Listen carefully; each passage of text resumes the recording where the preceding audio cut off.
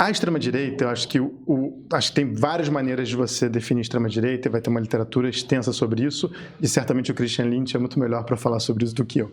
No entanto, o que eu considero como sendo a raiz fundamental da extrema-direita, e que a distingue de outras famílias políticas, é a crença numa desigualdade natural entre os seres humanos.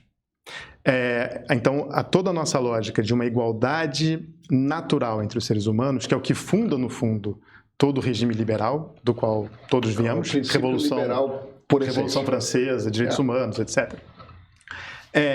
A extrema-direita ela é contra isso. Então, ela acredita que, no fundo, existem certas pessoas que são mais especiais do que outras. Não quer dizer que seja sempre supremacista, a extrema-direita tampouco.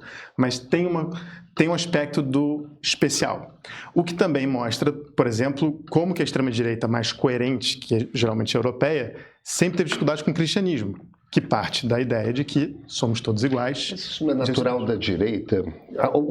Todo conservador tende a crer. É uma coisa um pouco diferente, mas todo conservador tende a crer que as hierarquias da sociedade são de alguma forma dadas por forças naturais. Sim. Uns vão dizer que é o mercado, outros vão dizer que é Deus, outros terceiros vão dizer que é não sei o quê.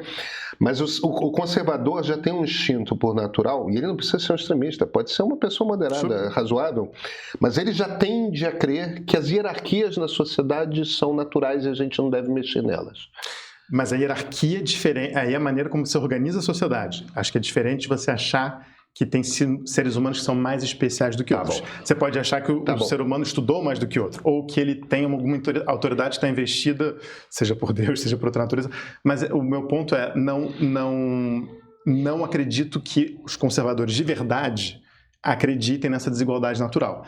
E acho que os movimentos conservadores, que acho que no Brasil a gente tende a chamar as coisas pela autoproclamação. Aí, como os bolsonaristas se chamam de conservadores, a gente acaba chamando de conservadores. Sim, eu não estou confundindo, não. O que é um insulto para os conservadores brasileiros, que tem uma tradição muito importante, Jackson de Figueiredo, Cardeal Leme, etc. Então, acho que é uma... Quero deixar claro que não era isso que eu estava fazendo. Pelo contrário, eu estava dizendo se isso não era uma coisa natural da direita em geral. Justo. Então, acho que a extrema-direita eu colocaria nesse lugar. Então, eu tenho eu gosto muito do Cassim Mulder, mas eu tenho uma... Eu acho que a definição dele do que seria extremismo e radicalismo, eu acho que ela é muito anglo-saxã. E acho que talvez ela se aplique bem para os países anglo-saxões. Mas eu acho que, por exemplo, se a gente for entrar qualquer político que advogue por um golpe de Estado extremista, eu não acho. O Lacerda era um liberal. E advogou por vários golpes de Estado e foi fundamental para... Passou uns 15 anos. Aliás, não, se você fosse levar em consideração o período que ele era comunista... Pois era revolucionário. Ele passou 30 anos pedindo o fim da democracia. Exato. Mas eu não acho que ele deixasse... Acho que ele era um liberal, apesar de ser um golpista também. Acho que as duas coisas convivem. Eu acho que a prática política ela pode ser diferente. Roberto Campos, grande ícone dos liberais no Brasil, era embaixador do João Goulart nos Estados Unidos no momento do golpe e depois virou o principal ministro do Castelo Branco. Né? Então, Roberto Campos é um golpista, mas é um liberal também. Então, eu acho que a gente tem quadros que são liberais e que podem ser golpistas. Então, eu não acredito que a gente possa chamar de extrema-direita só porque você tem uma direita golpista. Acho que são coisas diferentes. Assim como você vai ter uma esquerda que também vai ser golpista e não acho que vai ser uma extrema-esquerda necessariamente. Então, só por isso que eu tenho essa diferença com o caso Mulder. Mas, voltando à sua pergunta essencial, se o bolsonarismo e a extrema-direita se equivalem, não acho que seja a mesma coisa, mas acho que o bolsonarismo hegemoniza a extrema-direita. E eu não vejo o MBL, eu entendo que o MBL tenta construir, e acho que o MBL tenta fazer um pouco o que o Tarcísio tenta fazer. Eu não acho que o MBL está tentando mobilizar apenas a extrema-direita. Eu acho que ele também faz acenos à centro-direita. Mas Você concorda que o MBL está na extrema-direita? Hoje em dia, acho que no passado sim, hoje em dia eu não tenho certeza, por exemplo. Porque eu acho que eles estão fazendo um esforço de ampliação. Eu diria o seguinte, eu acho que a gente poderia dizer que é uma extrema-direita de governo, que é diferente de uma extrema-direita revolucionária.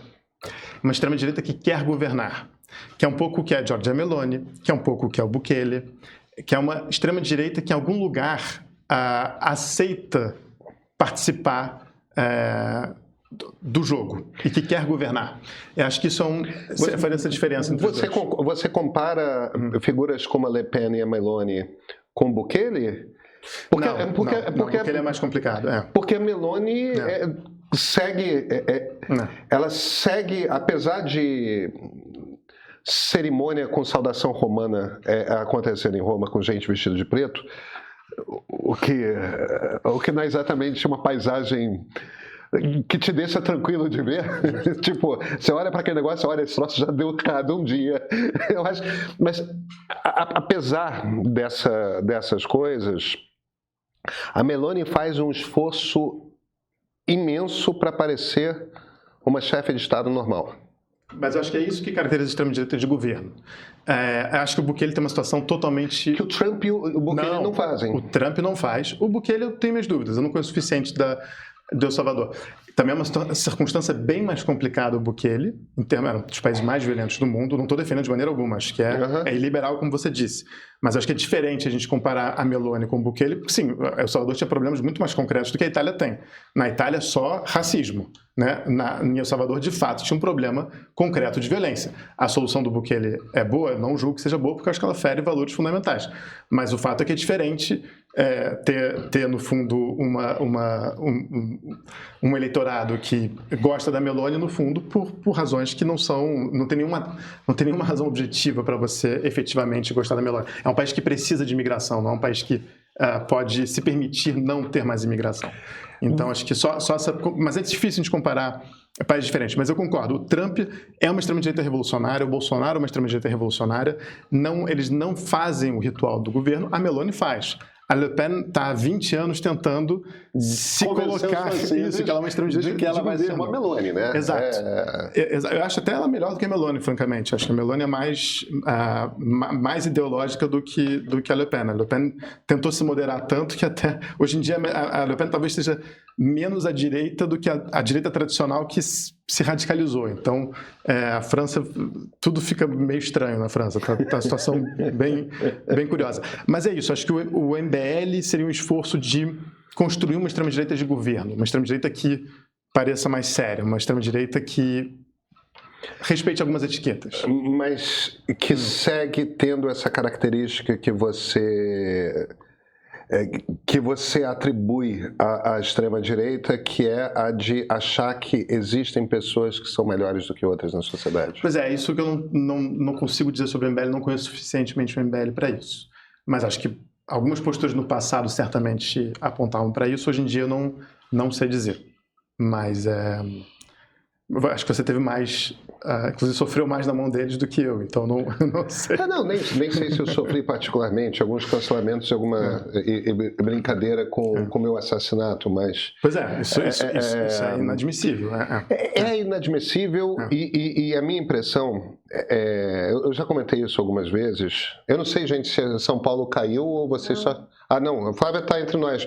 Flávia, me desculpa, tiraram você da tela, eu achei que tinha caído a luz aí na roça. Não, eu que pedi para sair da tela, porque eu vi que o debate tinha engrenado por aí, tá tudo certo. E eu vou trazer intervenções do nosso público já. Tá, mas pode concluir. Maravilha. O meu problema com o MBL é que são... meninos de quase 40 anos de idade que eles se comportam como adolescentes. E eu acho que eles são completamente responsáveis. Durante o bolsonarismo, eu vivi situações de receber ameaça. Em uma situação, um sujeito que me mandou uma foto dele com um rifle gigante, dizendo que tinha uma bala preparada para mim, uma coisa assim. Esse cara foi preso, eu não fui a única pessoa que ele ameaçou, e outra pessoa que mandou fotos da fachada da escola dos meus filhos. E eu não fui nem de perto o único jornalista que recebeu esse tipo de ameaça, e tem gente que recebeu muito mais ameaças. Tem alguns repórteres e colunistas e jornalistas amigos nossos, e amigas nossas, principalmente, que as ameaças eram mais direcionadas a mulheres jornalistas do que homens, que seus veículos tiveram que botar segurança acompanhando. Então, quando um cara como o Renan Santos do MBL faz uma coisa dessas, Eu não acho que ele esteja falando a sério. Na cabeça doente dele, ele está fazendo uma brincadeira engraçada, porque ele se comporta como um adolescente, como se ele tivesse 17 anos de idade.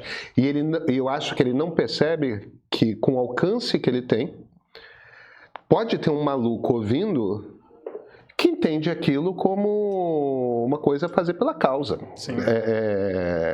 Entende? E esses assassinatos políticos acontecem. Super. Marielle Franco foi assassinada aqui no Brasil. Charlie Kirk acaba de ser assassinado nos Estados Unidos. Tal. Quer dizer, essa turma de política de YouTube adota esse discurso de guerra sem perceber que está mexendo com forças na sociedade que levam as coisas acabam. Entende? Agora, mas tem uma questão sobre o Missão que eu queria... Até já tinha pintado aqui no nosso chat uma pergunta sobre o Missão, sobre se é a única novidade no cenário para 2026 e tal. Mas eu queria fazer o link com uma coisa que o Miguel já falou e também aproveitar e fazer o merchan do nosso meio político de hoje, que o Léo, nosso editor executivo, entrevistou o Sérgio Fausto.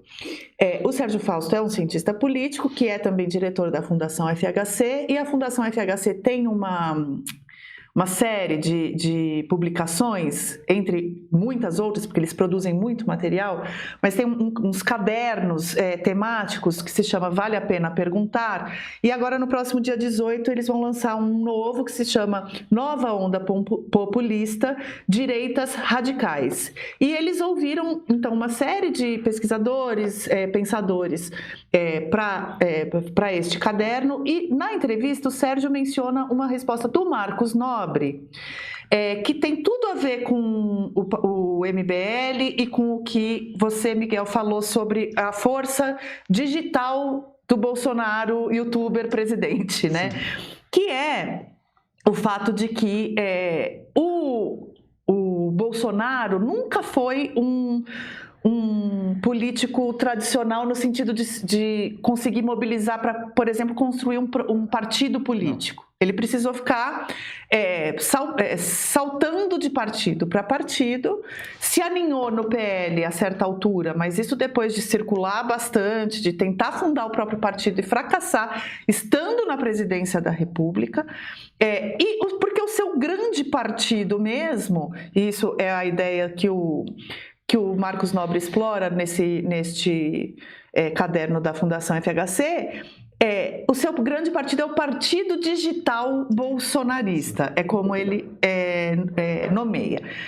O MBL também tem essa característica de ser, antes de tudo, um movimento digital com representatividade para além do digital, que foi conquistada ali em 2015 em particular, né? Então, não nasce com o 2013, mas depois do 2013 tomar e ganhando outras formas, consegue se materializar para além do digital, mas que, já contei isso aqui algumas vezes, que esteve na origem de um movimento digital olavista, muito próximo, era muito vizinho. O MBL bebeu na fonte e escalou a mesma montanha ali do movimento digital bolsonarista, que é o caldo em que o próprio olavista, perdão, que é o próprio caldo do bolsonarismo. Então,